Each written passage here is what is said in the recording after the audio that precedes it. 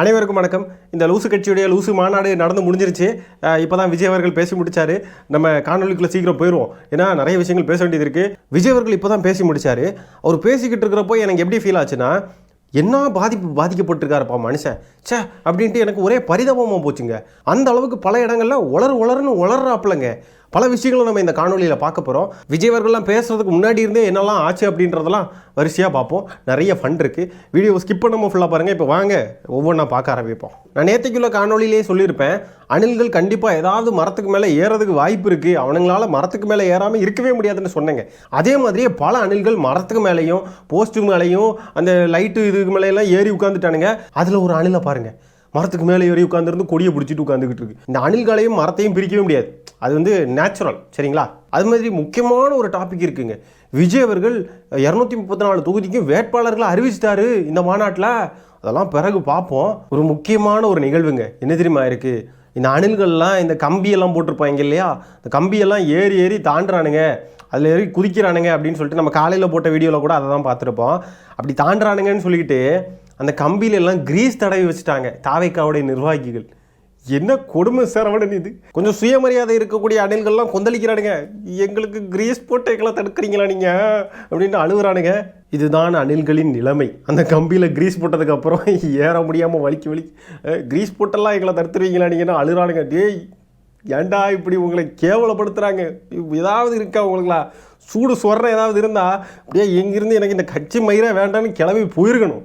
அங்கேயே நின்று விஜயனை பேசி ஆடு பார்த்துக்கு சிரிச்சுக்கிட்டு போயிருக்கேன். இந்த கம்பியில வந்து நாங்க சீரி பாஞ்சிருவோமா, அதனால இதுல இருந்து கிரீஸ் தடவிட்டு போறாங்க. இது யார் சொன்ன செயல்னு தெரியல. கண்டிப்பா தளபதி சொல்லியிருக்க மாட்டாரு. இந்த கிரீஸை இதுக்கெல்லாம் கூட யூஸ் பண்ணலான்னு இன்னைக்கு தாங்க நானும் தெரிஞ்சுக்கிட்டேன். அட பாவிகளா டேய், அது எதுக்கு யூஸ் பண்ணக்கூடியது, அதை எதுக்கு யூஸ் பண்ண வச்சுட்டீங்களாடா டேய், யாரா நீங்களாம் நல்லா இருப்பீங்களா டேய், இப்படி தற்குறிகளாட்டு கம்பிக்கு மேலெலாம் ஏறி குதிச்சு குரங்கு மாதிரி வித்தைகள் காட்டினீங்கன்னா இப்படி தானே பண்ணுவாங்க அணில்களுக்கு தேவையான விஷயந்தான் அது இந்த கிரீஸ். இனி எங்கே போனாலும் இந்த கிரீஸை தூக்கிட்டு போயிடணும். அதுமாதிரி விஜய் அவர்கள் அந்த ரேம்ப் வாக் பண்ணார் இல்லையா, ரேம்ப் வாக் முடிஞ்ச உடனேயே அணில்கள்லாம் நிறைய பேர் கிளம்பிட்டானுங்க. அங்கே இருக்க முடியல, ஏன்னா காலையிலேருந்தே வெயிலில் நொந்துட்டானுங்களா, சாப்பாடும் இல்லாமல் ஒன்றும் இல்லாமல் பாவங்க ரொம்ப கஷ்டப்பட்டுருக்கானுங்க. பாவம் அங்கேருந்து கிளம்பிட்டானுங்க. விஜய் அவர்கள் பேசுகிறப்போலாம் கொஞ்சம் பேர் தான் இருந்திருக்கானுங்க. அந்த இடத்துல பெருசாலாம் கூட்டம்லாம் இல்லைங்க. அப்படியே இவனுங்க என்னமோ லட்சம் கோடின்னு வைப்பானுங்க, அதெல்லாம் கிடையாது, கூட்டமே கிடையாது. இத்தனை ஊர் சேர்ந்து போய் அந்த இடத்துல ஏதோ கொஞ்சம் மேப்பில் அவனுங்க காட்டுற இந்த ஃபோட்டோஸ் இதெல்லாம் பார்த்தீங்கன்னு வைங்களேன், கொஞ்சம் டிஸ்டன்ஸ் விட்டெல்லாம் போக மாட்டானுங்க, கொஞ்சம் பக்கத்துலேயே வந்து சுற்றி எடுப்பானுங்க. இத்தனை ஊர்லேருந்து சேர்ந்து இவ்வளோ பேர் தான் கூட்டியிருக்காங்களா. கீழே விழுந்தாலும் மீசையெல்லாம் மண் ஒட்டாது இந்த அணில் கும்பலுக்கு. இங்கே வேணால் பாருங்களேன், நல்லா முட்டு கொடுப்பானுங்க. அதுமாரி விஜய் அவர்கள் ரேம்ப் வாக் போகிறப்போ அணில்கள்லாம் ரேம்புக்கு மேலே ஏறிட்டானுங்க. மேலே ஏறி இடையில போய் நிற்கிறானுங்க. அதுமாரி அவர் திரும்பி வராரு. திரும்பி போகிறப்போ பார்த்தீங்கன்னா பின்னாடி பெரிய கூட்டமே வந்துருச்சு. பவுன்சர்ஸ்லாம் இருந்து தடுக்கிறாங்க, டேய் போங்கடா அப்படின்ட்டு. சொர்க்கம் பக்கத்தில் கல்யாணம் தான் இல்ல வேட்டியத்தான் அவுத்துக்கிட்டே போட்டிருந்தேன், வேட்டியத்தான் அவுத்து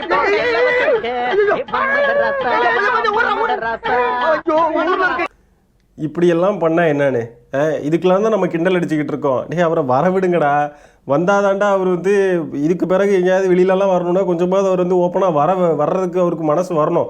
அவரை இப்படியெல்லாம் போய் இடையில போய் வழிபறிச்சிட்டு இப்படியெல்லாம் அவர் ஒரு 20 பவுன்சர்ஸை சுற்றி வச்சுக்கிட்டா தான் அவருக்கு ஏதோ பாதுகாப்பு இருக்குன்னு அவர் ஃபீல் பண்ணார்னா அவர் எப்படி வெளியிலலாம் வந்து போராட்டத்தில் அங்கெல்லாம் வந்து பேசுவார், எப்படி அவர் மக்களை சந்தித்து அவர் அரசியலை வந்து பண்ணணும்னு நினைப்பார். அவர் வெளியே வராமல் இருக்கிறதுக்கு இன்னொரு காரணமும் சொல்லியிருக்காரு இந்த மேடையில். அவர் ஏதோ சிங்கம் எப்போ பார்த்தாலும் வெளியே வராதான், அது வேடிக்கை பார்க்கறதுக்குலாம் வராதான். அதை பற்றி நம்ம ரெண்டாவது அதை பார்ப்போம். இப்படியெல்லாம் அவர் வந்து வெளியே வராமல் இருக்கிறதுக்கு அவர் அதுக்கு ஒரு தனி கதையை கிரியேட் பண்ணி அதுக்கு அவரே முட்டு கொடுக்குற அளவுக்கு போயிருச்சு பாருங்க. அப்போ நீங்கள்லாம் திருந்துங்கடா, இந்த மாதிரிலாம் போய் அவரை போட்டு நச்சரிச்சுக்கிட்டு இருக்காதீங்க. அணில்களுடைய குணத்தை வந்து காட்டாதீங்க, இந்த பழங்களில் மட்டும் உங்களுடைய குணத்தை காட்டுங்க. பழங்கள்னா நான் ஃப்ரூட்ஸை சொல்கிறேன். அவரை போய் இந்த மாதிரி இடையில ஓடி போய் நோண்டினீங்கன்னா அவர் பிறகு வரவே மாட்டார். உங்கள் அண்ணனுக்கு இது வந்து அரசியலில் டிராபேக்குடா, சொன்னாலும் புரியாது. சரி விடுங்க அவனுங்களே. தோளில் போடுற துண்டை எடுத்து தலையில் கெட்ட போன இடத்துல அது கலண்டுருச்சு. நமக்கு தான் வரல இல்லை, உனக்கு ஆடவும் தெரியல, பேசாமல் உட்கார்றானா கேட்கவும் மாட்டேன். அடுத்தது ரிட்டர்ன் வரப்போ பாருங்க, அத்தனை பேரும் மேலே ஏறிட்டானுங்க. என்னங்க இது, இதுக்கு தான் சொல்கிறது இவனுங்களுக்கு அறிவுன்றதே கிடையாது. ஏதோ அந்த ரேம்பில் இவ்வளோ பேர் தான் நிற்க முடியுன்றதுனால அவ்வளோ பேர் ஏறி இருக்கானுங்க. இதுவே ஒட்டு மொத்தமாக எல்லாரும் ஏறலன்னா எல்லாம் குதிச்சிருப்பானுங்க. அந்த ரேம்ப் பக்கத்தில் ஏதாவது மரம் இருந்துருந்துச்சுன்னு வைங்களேன், வேறு லெவலாக இருந்திருக்கும். மேலே ஏறி பாஞ்சிருப்பானுங்க அங்கேருந்து இங்கெல்லாம். மரங்கிறம் இல்லாதது அவனுங்களுக்கு. இங்கே பாருங்க, ரிட்டர்ன் போகிறப்போ ஆள் வீக் ஆயாச்சு. போகிறப்போ கொஞ்சம் கொஞ்சமாவது எனர்ஜெட்டிக்காக அப்படி லைட்டாக ஓடி லைட்டாக அப்படி இப்படின்னு போனார்.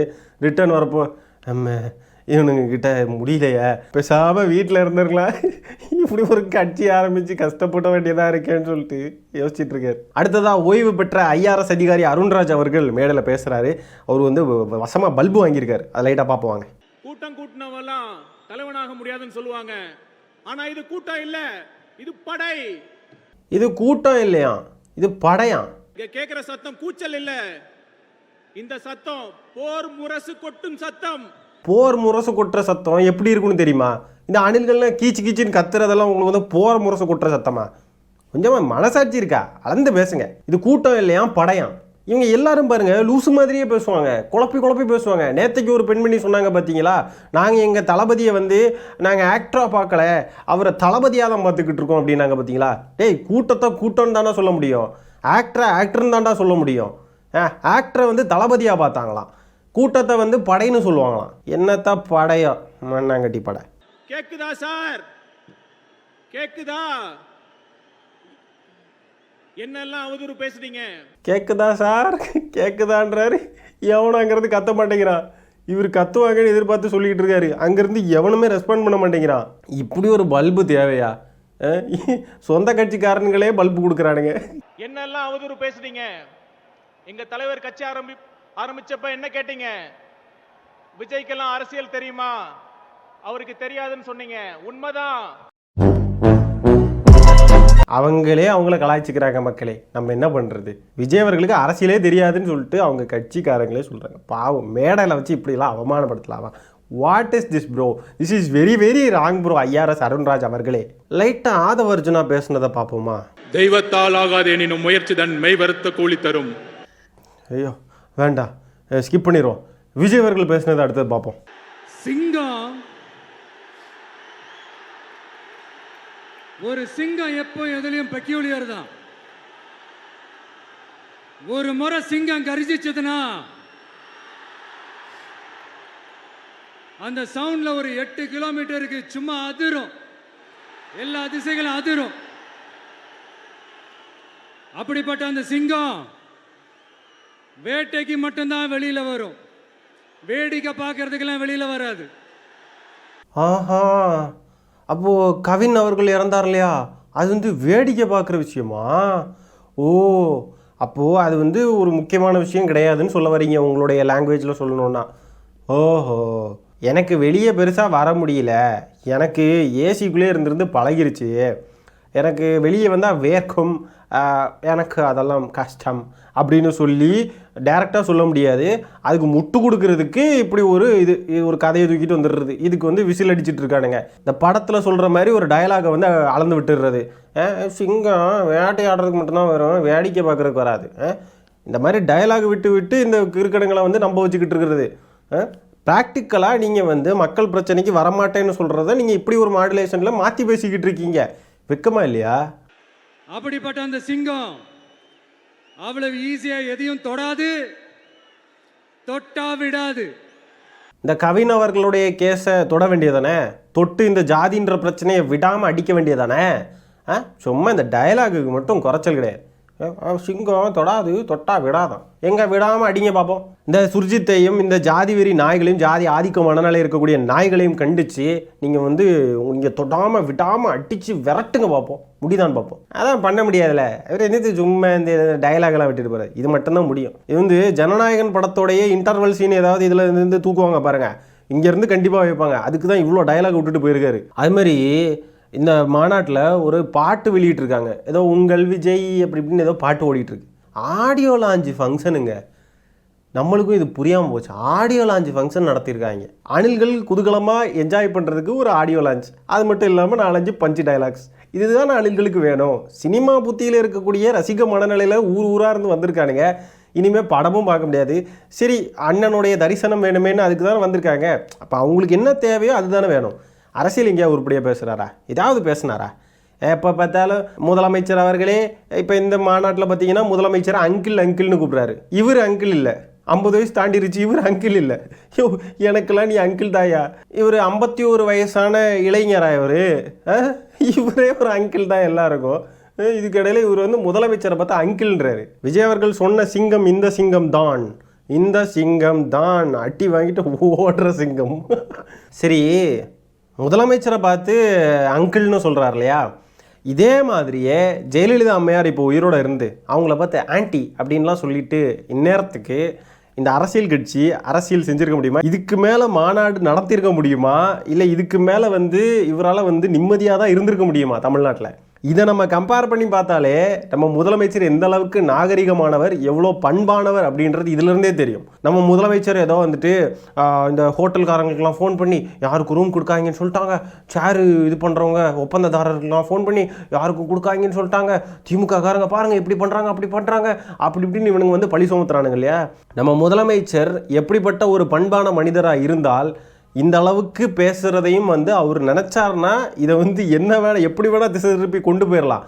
ஆனால் இவங்களாம் எவ்வளோ பழி சுமத்துறாங்க. ரோடு போடுறது முதற்கொண்டு ஐயோ என்னென்னலாம் கதை கட்டுறானுங்க தெரியுமா? ரோடு போடுறது அது நெடுஞ்சாலைங்க. ரோடு போடுறது வந்து ஏதோ உடனே இவங்க மாநாடு தேதி அறிவித்த உடனே வந்து வேலை ஆரம்பிச்சிட்டாங்களாம். அப்படி உடனே வேலை ஆரம்பிக்க முடியுமா? ஒரு நெடுஞ்சாலையை வந்து உடனே ஆரம்பிக்க முடியுமா வேலையை? அப்படிலாம் பண்ண முடியாது. இவனுங்க தான் திடுதுப்புன்னு போய் மாநாடு அங்கே வைக்கிறானுங்க. இது எப்போவோ பிளான் பண்ண விஷயமா தான் கண்டிப்பாக இருக்கும் ரோடு போடுறதெல்லாம். என்னமோ இவங்க வந்தோன்னா மாநாடு நடக்குது, டக்குன்னு ரோடு போடுறதுக்கு ஒரு பிளானை போடுங்க அப்படின்னு சொல்லிட்டு பிளான் பண்ணி ரோடு போட்டாங்களாம். லூசு தனமாக இவனுங்க வந்து ஏதோ இவனுங்க கண்ணை மூடிக்கிட்டு உலகமே இருட்டுன்னு நம்பிக்கிட்டு இருக்கிறது. அது மாதிரி எவ்வளோ பழி சுமத்துறானுங்க. இந்த ரோடு போடுறதில் ஆரம்பித்து காவல்துறை அனுமதி கொடுக்குறதில்ல, அப்படி கொடுக்குறதில்ல, இப்படி கொடுக்குறதில்ல, முதலமைச்சர் எவ்வளோ நெருக்கடி கொடுக்குறாரு அப்படி இப்படின்னு. முதலமைச்சர் நெருக்கடி கொடுக்கணும்னு நினச்சா விஜய் அவர்கள் பேசுகிற பேச்சுக்கு எப்படி வேணால் நெருக்கடி கொடுக்கலாம். அவர் இந்த மாதிரிலாம் கொடுக்குறதே கிடையாது. ஜெயலலிதா அம்மையார் இருந்திருந்தால் என்ன நடந்திருக்கும் இந்நேரத்துக்கு? அவங்கள பார்த்து ஆன்டின்னு சொல்லிட்டு சும்மா இருந்துட முடியுமா? ஆடுங்க ராஜா ஆடுங்க. உங்களையெல்லாம் எலெக்ஷனில் அரசியல் ரீதியாக தான் நாங்கள் வீழ்த்துவோம். உங்களையெல்லாம் வீழ்த்தி உங்களை வீட்டுக்குள்ளேயே உட்கார வைப்போம். விஜய் அவர்கள் ஏற்கனவே சொல்லிட்டாரு, எனக்கு வேற எந்த வேலையும் இல்லை, இதுதான் இனிமேல் வேலைன்ட்டு அழுதுட்டு போறாரு மாநாட்டில். அதனால அடுத்ததும் 2026 மீண்டும் உங்களுக்கு வந்து வேற எந்த வேலையும் இல்லாமல் வீட்டுக்குள்ளே இருக்கிறது தான் நாங்கள் வந்து உங்களுக்கு வேலையாக உட்கார வைப்போம். அணில்கள் எலெக்ஷன் ரிசல்ட் வரப்போ கதறதையெல்லாம் பார்த்து அப்படியே சந்தோஷமாக ரசிப்போம். அதில் தான் எங்களுக்கு சொர்க்கமே இருக்குது. இந்த எலெக்ஷன் ரிசல்ட் என்னைக்கடா வரும்னு அப்படியே வெறியாகுதுங்க. எலெக்ஷன் கூட எனக்கு வந்து இதாகலை, எலெக்ஷன் கூட எனக்கு தெரில. எலெக்ஷன் ரிசல்ட் வர்ற அன்னைக்கு அப்படியே வேறு லெவலாக இருக்குது. எத்தனை வீடியோ அப்படி படப்படன்னு இறக்குவோம் பாருங்க. வேணும்னா இந்த வீடியோவை கூட சேவ் பண்ணி வச்சுக்கோங்க. இந்த அணில்களை வெறுப்பேற்றியே ஆகணும். எலெக்ஷன் ரிசல்ட் வர்ற அன்னைக்கு இவனுங்களாம் தூங்கவே விடக்கூடாது, தூங்கவே கூடாது எவனும். அந்த அளவுக்கு ஒட்டு மண்டையிலே கொட்டுன்னு கொட்டணும் எல்லா வீடியோலையும். அடுத்ததாக வேட்பாளர் பட்டியல் அறிவிச்சிருக்காரு விஜய் அவர்கள். அறிவிக்கிறப்போ என்ன சொல்கிறாருன்னு பாருங்கள். மதுரை கிழக்கு வேட்பாளர் விஜய் அப்படின்றார். சொன்ன உடனே அங்கே இருக்கிற அணில்கள்லாம் கீச்சா அப்படின்னு சந்தோஷமாக இருக்கானுங்க. உடனே அவர் சொல்கிறார், இல்லை நான் இன்னும் முடிக்கலை, சொல்கிறேன் கேளுங்க. அடுத்தது மதுரை மேற்கு விஜய் அப்படின்றார். அடுத்தது ஒவ்வொரு ஊராக சொல்கிறாரு விஜய்ன்றாரு. அணில்கள் ஜாலியாக என்ஜாய் பண்ணி கத்துறானுங்க. எனக்கும் என்னடா இது இப்படி இவனுங்க கத்துறானுங்க, சைலண்ட்லாம் இருக்கணும். இவர் வந்து சும்மா ஒரு ஊமையாக சொல்கிறாரு. 234 தொகுதியிலையும் நான் தான் நிற்கிறேன்னு நினச்சி ஓட்டு போடுங்கன்னு சொல்கிறதுக்கு தான் இவ்வளோ பெரிய சீன் கிரியேட் பண்ணி கிரிஞ்சு பண்ணிக்கிட்டு இருக்காரு. இது கூட புரியாமல் அந்த தற்கொலைகளை என்ன நினச்சிட்டானுங்கன்னா, உண்மையாலுமே 234 தொகுதியிலே இவர் நிற்க போகிறாரு போல. சூப்பர், நம்ம அண்ணன் தான் எல்லா தொகுதியிலையும் நிற்க போகிறாருன்னு சொல்லிட்டு நல்லா என்ஜாய் பண்ணி விசில் அடித்து கை தட்டி சந்தோஷமாக இருக்கானுங்க. அப்போ எப்படி இருக்கானுங்க பாருங்களேன், இவனுக்கு எப்படிப்பட்ட தற்கொலைகள்னு பார்த்துக்கோங்களேன். நான் கூட என்ன நினச்சேன்னா, ஏண்டா மாவட்ட செயலாளர்களே இன்னும் ஃபுல்லாக போட்டு முடிக்கல, அதுக்கு அடுத்த கட்ட பொறுப்புகளே போட்டு முடிக்கல, எப்படி ஒரு வேட்பாளர்லாம் வந்து அறிவிக்கிற அளவுக்கு அப்படி யாரை அறிவிக்க போகிறாரு பார்ப்போம். 234 தொகுதியிலையும் என்ன வேட்பாளர்களை அறிவிக்க போகிறாருன்னு நானும் ரொம்ப சீரியஸ் ஆகிட்டேன். பார்த்தா இது சொல்கிறப்போ நானும் சரி இருக்குமோ அப்படின்னு நினச்சிட்டு அடுத்தது என்ன சொல்கிறாருன்னு பார்த்தா அடுத்தது அதே சொல்கிறார். அப்போவே எனக்கு புரிஞ்சு போச்சு, ரைட்டு இது வந்து அதுக்கு தான் வருது, எல்லா தொகுதியிலையும் நான் தான் நிற்கிறேன் நினச்சி ஓட்டு போடுவேன் அப்படின்னு சொல்லி அழதான் போகுது, கதற தான் போகுது, கெஞ்ச தான் போகுதுன்னு எனக்கு தெரிஞ்சு போச்சு. பார்த்துக்கிட்டு இருக்கேன். இவனுங்க பார்த்தா அண்ணன் தான் எல்லா தொகுதியிலையும் நிற்க போகிறாருன்னு நினச்சிட்டு கை தட்டிக்கிட்டு இருக்கானுங்க. முட்டா பயலா. இதெல்லாம் ஒரு வேட்பாளர் பட்டியல் அறிவிப்பு ஏங்க? இதெல்லாம் ஒரு மாநாடாங்க? ஒரு அரசியல் கட்சி தலைவர் பேசுகிற பேச்சா இது? இது இந்த சீமான் பேசுகிற மாதிரியே இருக்குது, சைமன் செபாஸ்டியன் பேசுகிற மாதிரியே இருக்குது. சிங்கத்தை பற்றி 10 வரிகளில் விடையளிக்கவும் அப்படின்னு சொல்லி ஒரு கேள்வி கேட்டால் எப்படி இருக்கும், அதுக்கான ஆன்சரை விஜய் அவர்கள் கொடுத்த மாதிரி இருக்குது. சிங்கம் வந்து காட்டுக்குள் வேட்டையாடும், வேட்டையாட போனால் தனியே தான் போகும், அது வந்து வேடிக்கை பார்க்க செல்லாது, சிங்கம் கர்ஜித்தால் 8 கிலோமீட்டருக்கு அங்கிட்டு கேட்கும், இப்படி அப்படின்ட்டு அந்த சிங்கத்தை பற்றி வந்து ஏதாவது எழுதுங்க அப்படின்னு சொல்லி எக்ஸாமில் கேட்டால் எழுதி வைக்கிற மாதிரி இந்த சின்ன பிள்ளைங்க எழுதுகிற மாதிரி இருக்குது. வந்திருக்கிறது எல்லாமே காலேஜுக்கு போகாமல் ஸ்கூலுக்கு போகாமல் வந்திருக்கிற கேஸ் தானே. அதனால் அதுங்களுக்கு ஏற்ற மாதிரி தான் பாடம் நடத்தணும்னு சொல்லி விஜய் அவர்கள் அதுக்கேற்ற ஆன்சரை தான் இவரும் கொடுக்குறாரு. இன்னொரு பக்கம் பார்த்தா வேட்பாளர் அறிவிக்க போகிறேன் அப்படின்னு சொல்லிட்டு கிரிஞ்சு பண்ணிக்கிட்டு இருக்காரு. என்ன இதெல்லாம் ஒரு அரசியலா? இந்த கூட்டம் வெறும் ஓட்டா மட்டும் இல்லைங்க, வரப்போற தேர்தலில் மக்கள் விரோத ஆட்சியாளர்களுக்கு நாம வைக்க போற வேட்டா, நம்மளை கோட்டைக்கு அனுப்ப போற ரூட்டா. ஓட்டா வேட்டா ரூட்டா, எவன்டா இந்த டைலாக் எழுதி கொடுத்தது? இவ்வளோ கேவலமாக இருக்குது. இதை தான் ராத்திரி ஃபுல்லாக உட்காந்துருந்து மனப்பாடம் பண்ணியிருப்பார் போல். ஓட்டா வேட்டா ரூட்டா, எதுக்கு? அரசியல்வாதிகள் மாதிரியா பேசிக்கிட்டு இருக்காங்க, ஏதோ படத்தில் நடிக்கிற மாதிரியே டைலாக் சொல்லிக்கிட்டு இருக்காரு வந்து உட்காந்துருந்து. நம்ம தமிழக வெற்றி கழகம் கையில் எடுத்திருக்கிற அரசியலும் அப்படித்தான். உண்மையான அரசியல், உணர்வு பூர்வமான அரசியல், நல்ல அரசியல், நல்லவங்களுக்கான அரசியல், நாட்டு மக்களுக்கான அரசியல், நல்லது மட்டுமே செய்கிற அரசியல்.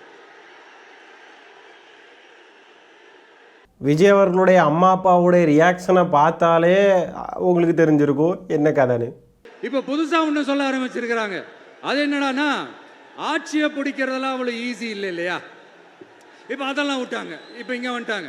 இவர் நேராக ஷூட்டிங்லேருந்து வருவாராம், வந்து ஆட்சியை பிடிப்பாராம். அது எப்படி இவராலே முடியும்? அவராலே முடியல, இவராலே முடியல, அவருக்கு அத்தனை வருஷம் ஆச்சு, இவராலே எப்படி முடியும்ட்டு ஒரு பக்கம்.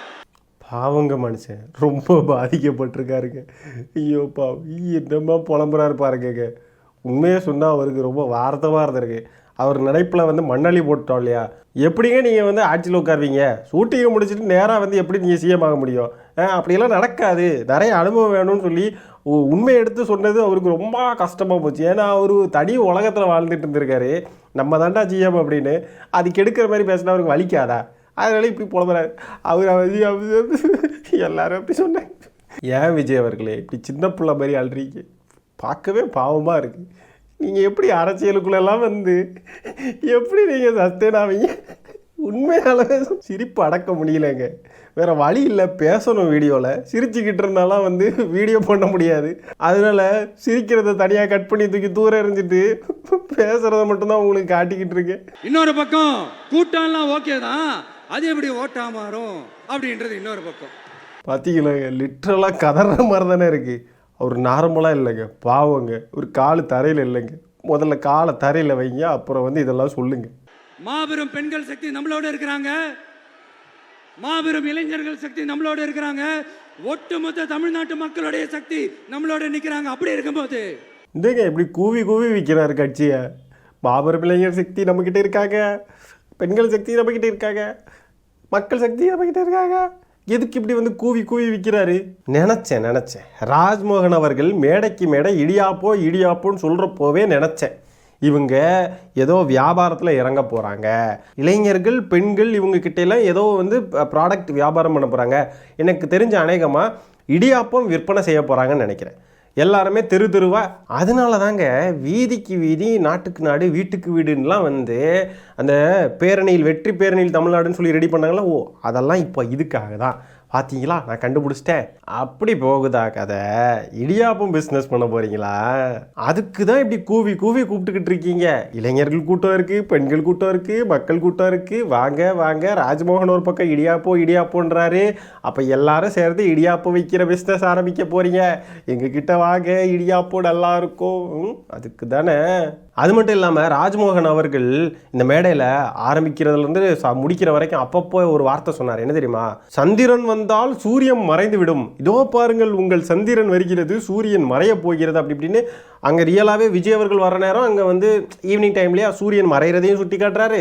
அது மாதிரி விஜய் அவர்கள் பேசி முடிச்சுட்டு போனதுக்கப்புறம் மீண்டும் வந்து அதே டைலாக் விடுறாரு, சந்திரன் வந்தால் சூரியன் மறைந்து விடும் அப்படின்லாம் பேசிக்கிட்டு இருக்காரு. அதாவது தாவேக்கா வந்தால் திமுக காணாமல் போயிடும் அப்படின்னு சொல்கிறாராமா. அட லூஸ்மோகன் ராஸ்மோகன் அவர்களே, சந்திரன் ஒளிரணும் அப்படின்னாலே சூரியன் தான் அதுக்கு ஒளி தரணும். சந்திரன் அப்படியே வெளிச்சமாக இருக்கு இல்லையா, வெள்ளை கலரில், அந்த வெளிச்சம் வர்றதே வந்து அதுக்கு தன்னால் வந்து வெளிச்சம் கொடுக்குற இது கிடையாது, ஆற்றல் கிடையாது.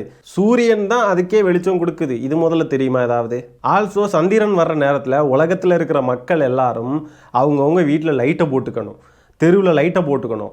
லைட்டு போடாமல் இயங்க முடியாது. லைட் இல்லைன்னு சொன்னால் இருட்டாயிரும். அப்போது நீங்கள் சொல்கிற வழியிலேயே பார்த்தாலும் நீங்கள் ஆட்சிக்கு வந்தீங்கன்னு சொன்னால் மக்கள் தான் அவங்களுக்கான நலன்களை பார்த்துக்கணும், நீங்கள் எதுவுமே பண்ண முடியாது அப்படின்னு தானே அர்த்தமாகுது.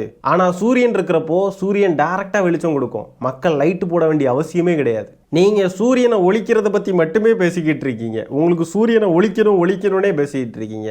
சூரியனை ஒழிச்சா என்ன ஆகும் தெரியுமா? உலகத்தில் ஒரு பையன் நடமாட முடியாது. அதே தான் இங்கேயும். திமுக இல்லைன்னு சொன்னால் இங்கே எதுவுமே இல்லை. திமுக இருந்தாதான் இங்கே எல்லாருக்குமே எல்லாம். சூரியன் இல்லைன்னு சொன்னால் எல்லாருமே ஸ்வாகாக தான். புரியுதா? சூரியன் இல்லைன்னா இந்த உலகத்தில் மரம், செடி, கொடி, விலங்கினம், உயிரினம், மனித உயிரினம் எதுவுமே இருக்காது, இல்லாமல் போயிடும். இந்த மாதிரிலாம் பேசுனீங்கன்னா நாங்கள் இப்படி தான் ரிப்ளை கொடுப்போம். தேவையா?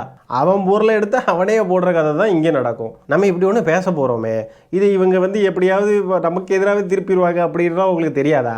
யோசிச்சு பேசுங்க. இந்த மாதிரிலாம் லூசுத்தனமாக பேசிகிட்டு இருந்தீங்கன்னா அப்புறம் இப்படி தான் இருக்கும், பார்த்துக்கோங்க. நான் இப்பவும் சொல்றேன், நம்மளை நம்பி வர்றவங்களுக்கு ஆட்சியிலும் அதிகாரத்திலும் உறுதியாக பங்களிப்பு செய்யப்படும். உடனே இந்த கேள்விகள்லாம் வரும். அப்ப யாரு கூட்டணி, யாரு வரா, யாரு போறா, இந்த கேள்விகள்லாம் வரும். என்னங்க இப்படி ஆயிட்டாரு? மாநாட்டில் இப்படி பேசி தான் பிடிச்சி எல்லாரும் வெளுத்து விட்டாங்க. கூட்டணிக்கு யாரும் போகிற மாதிரியே இல்லை. மீண்டும் வந்துட்டு நம்ம கூட கூட்டணிக்கு வர்றவங்களுக்கு ஆட்சியிலையும் அதிகாரத்துலையும் பங்கு விட்டு இப்போவும் கூவி கூப்பிடுறாப்புல. பாவங்க. வியூவர்ஸ் பார்க்குற யாராவது நீங்கள் எந்த கட்சி சார்பும் இல்லாமல் இருக்கீங்கன்னா நீங்களே ஏதாவது ஒரு கட்சி மாதிரி ஏதாவது ஆரம்பித்து ரெஜிஸ்டர் பண்ணிட்டு தாவைக்கெல்லாம் போய் கூட்டணிக்கு சும்மா போய் சேர்த்து விடுங்க. பாவங்க, கூப்பிட்டுட்டு பார்க்கவே பாவமாக இருக்குங்க. ஒரு உச்ச நடிகரை இப்படி தனியாக விடலாமா? அவர் பாவம், கூட்டணியை கூப்பிட்டுட்டே இருக்காரு. எப்படியாவது அந்த சிஎம் சீட்டை என்கிட்ட கொடுத்துருங்க, என் நண்பர் எம்ஜிஆர் திரும்ப வந்ததுக்கு அப்புறம் நான் திருப்பி கொடுத்துட்றேன்னு தன்னோட எதிரியை கூட மக்கள் கிட்ட கெஞ்ச வச்சவர் எம்ஜிஆர். எப்படி கெஞ்ச வச்சவர்? அதனால